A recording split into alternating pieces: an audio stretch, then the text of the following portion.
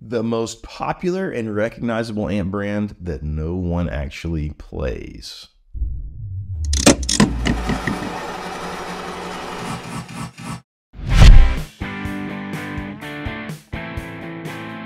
That's fun. Hey, it's me, Baxter And Jonathan. on Casino Guitars, coming at you hard. We're talking about probably the most iconic amplifier. I'd say the most iconic amplifier ever in rock and roll history. I would say if you went up to people on the street who don't play guitar, aren't musicians, more of them would know this than they would probably any other brand. The great amp brand, at least. Yeah, we're talking about Marshall, of course. And just a disclaimer, we all love Marshalls. Sure we do. I am a Fender guy more.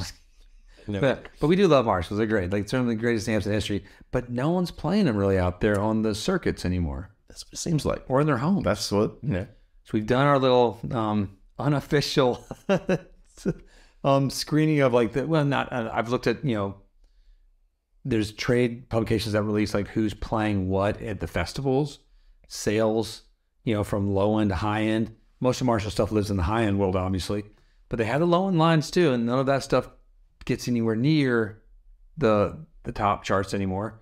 But even on touring artists, like all the touring acts, it's Fenders. Yeah. Fender guitars, Fender amps a lot. Why? I was trying to think. I've done a fair amount of shows that were backlined, in my life. Never been a Marshall. Always been an old, like some sort of Fender. Almost always. A few Voxes, handful of times had a Vox. I think that there's multiple reasons why though. For that, it's off the bat. Like A, good Marshalls are expensive, That's right. and B, Marshalls have a very distinct sound. Yes. That a Fender sort of can chameleon itself when you have your pedal board and do its things. Marshalls have a certain attack to it. But what happened? Where was the phase? Because I remember all through my childhood, and then even like later into my young adulthood, and then now not to my old madness, but like Marshall was the king of like up until the early 2000s almost. When we decided we were gonna cut the balls off of every guitar player in the world, excuse my expression, and make them be quiet and have 5-watt amps. Suddenly Marshalls don't work anymore. Oh, what, the 412s don't work anymore, but they look so cool. Or the 812s, oh my God, there's nothing like a full Marshall stack to say I am man and I play guitar, roar. Right. Or I am Lita Ford and I play guitar. I just mean like rock and roll, where it used to be okay to hear your amp like volume from the stage. It was cool. And then we would sort of, you'd bring it up in the house to. Yeah, so Marshall just got bought by Sound Industries from Sweden. Yes. Who has been working with Marshall for years anyway with their Bluetooth operations and whatnot. That has actually become the biggest selling aspect of Marshall amplification. Right. Is their sort of peripherals, not the amps itself. But we were always sort of thinking, why didn't Marshall get acquired by the old Gibson guys? Because that's like the magical, like legendary pairing, right? Is Les Paul through Marshall. Silver bullet kills werewolf. Holy water and onion makes the vampire mad and want to kill you more. But it is. It's like you don't really think of Les Paul without Marshall. No. Like I don't think of Les Paul and like Fender Deluxe Reverb. The same with Princeton in the same way. It's just, it doesn't pair, right? I feel like there's a world where like Gibson into a super reverb is pretty amazing. That's pretty badass. It's pretty amazing. I've done that. And I love Gibsons into Fender amps, but it's iconic to think Gibson and Marshall. But no, I will say, I never really felt like the Marshalls that I wanted were accessible to me as a young guitar player. Well, that is true because we were just looking at Marshall pricing right now, and then comping it back to the old days. It's the same. It's sort of tracked as everything else has gone up. Marshalls are expensive. Yes, Marshalls are more than a lot of the boutique amps are now.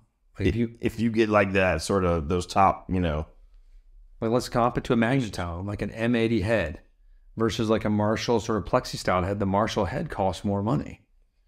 And you have to sort of make that decision of where you want to spend your amp dollars. I mean, if you're a pure like Zeppelin 4 fan, there's no questions. You got to get the Marshall. Or if you're a pure Cream fan, but you also have to have the space to play it. Yes. That's the problem.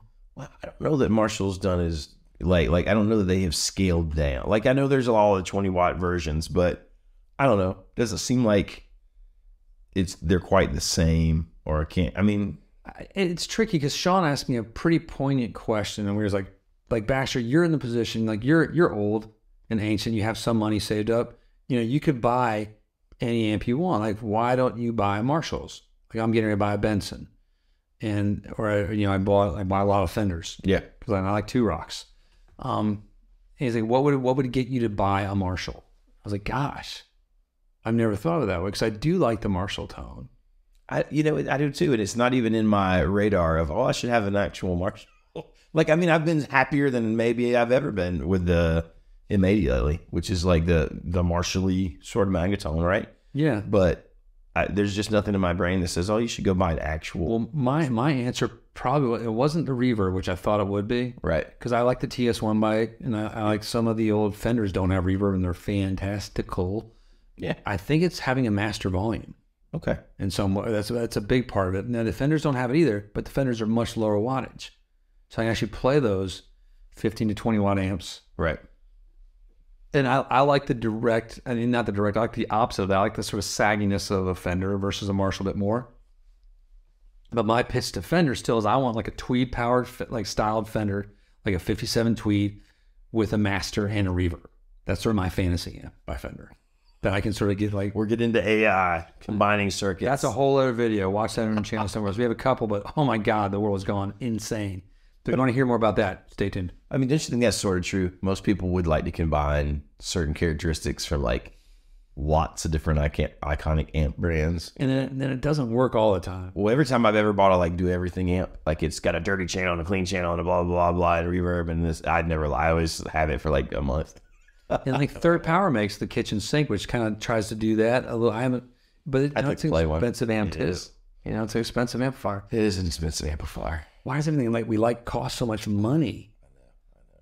Where have all the JCM 800s gone? Yeah, that's what I think. Sorry, it's a classic song. If you know that melody, type it in the comments. Long time past. I don't think I see those very much anymore either.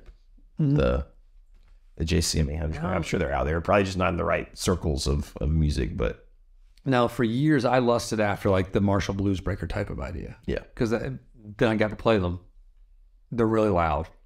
Well, I think that's true for me, right? I love them. Forever. My ideal, like, Marshall tone was one of my favorites, but I would play a Marshall and they didn't seem to match. It is. The problem is you have to have, like, I'm fortunate enough to have a space. Right. Where I can play it and I get it. And when I played the Blues Breaker, the hand-wired one for the first time, it's glorious. It's amazing. But if you're just playing in your living room or your bedroom, can't get there. No, you get an attenuator. Yeah, just got some maybe a kid's box or something. But I mean, I'm a Cro-Magnon type of Thor thing. Not Thor. I don't have the muscles, even though I'm all natty. People are Liver King. When they meet me in person, they're like, "Wow, you're so much more muscular in person than I thought you were gonna be." I'm like, I get that all the time. The jacket hides a lot of it. It's like it hides the you can tell I can squeeze it in there. Sun's out, guns out. It's coming. It's coming. Tank tops every day at the guitar shop. Shorts and tank tops. What happens once June hit? Bam, June's line. That's all. Wore my Abraham Lincoln tank top on God, it's a good tank top. on camera this year. I showed my kids the trailer yesterday to Talladega Nights, and I realized they were my children. My oldest son was like, "There's the big old smile the whole time." I was like, "Yeah." I don't know how you wouldn't have that. Like, well, there can't be two number ones. Like, yeah, I guess that'd be 11. God. I forgot how funny the jokes are. When it's pretty amazing. This is my super hot wife. My kids are yeah. It's great. I'm gonna throw, now that we've had our little aside. Sorry, I'm gonna throw a theory out. I think that like when you're sitting in front of a Fender, like in your wherever, that it is a lot more pleasant. Sometimes I think that Marshall sound has a lot more to do with sitting in a mix, playing with a loud band live. Then it's kind of amazing, but it's less pleasant. Maybe a Marshall, it does want to rock a little bit better. Yes, and it can rock better than the Fender in most cases. Yes, I will give them that. In my wizened old age, like I don't want to rock as hard sometimes because I just want to sit and play and be relaxed for a minute.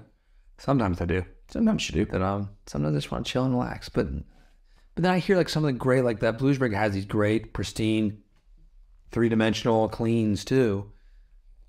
Man, it's different than the Fender. It's different. It's a. And you don't like to, I don't use plug in the old pedal. No, because I'm lazy. I just want to play. I literally have such little time to play now. I'm like, plug, play, go. You have to leave it. You have to have it just sitting. Yeah, nothing gets left because everything gets moved around in here. Yeah. So I'm like, yeah. That's the only downside. I do look forward to a time when like I can have my amps not being tweaked out by everybody. Yeah, sneaks. Like I'll be like, hey, can I play the amp? I'll play the amp. And then I come back and all the levels are changed. I'm like, please don't do that. Like I'm getting ready to do demos and I gotta find it again, but which is not a horrible thing. It's just a pet peeve. It's all. I get that. I'm sort of the same way. I don't like my knobs turned. God, when I set the treble all the way up or something, what? Why would someone do this? Take your head off. It's like just got castrated of the head. No, it's weird. No, I am the optimist eternally. I still love Marshalls, and I want to see. I'm worried, like we're all worried a little bit, like Marshall's not being played anymore. I think the purchase of Marshall by Sound, like Sound Industries, I was like Sound. Could be a great thing unless they just lean heavily and entirely into the Bluetooth thing, which seems the obvious choice. Well, Marshall said, so you kind of mentioned this already, I guess, a little bit. Marshall did that at one point. They leaned into being a lifestyle brand. Like Gibson. Not unlike Gibson. So, yeah, maybe they'll just make awesome amps. Well, but that's what Sound is known for. Like, that's where they really made the bread and butter. So I'm hoping that they'll keep doing that. Whoever wants to buy little speakers and whatnots in the headphones or things. I mean, maybe it'll sort of be almost like, I feel like we've talked about this before with Martin, where they went through some down times, and then it sort of launched all these boutique Martin other choices. If you wanted the Martin thing, I feel like that's true right now. If you want the Marshall thing, there's just so many other great choices. But maybe Marshall starts making killer amps, and there's good marketing with this new Sound Industries, and Marshall will have the economic growth of Martin of the 2010s.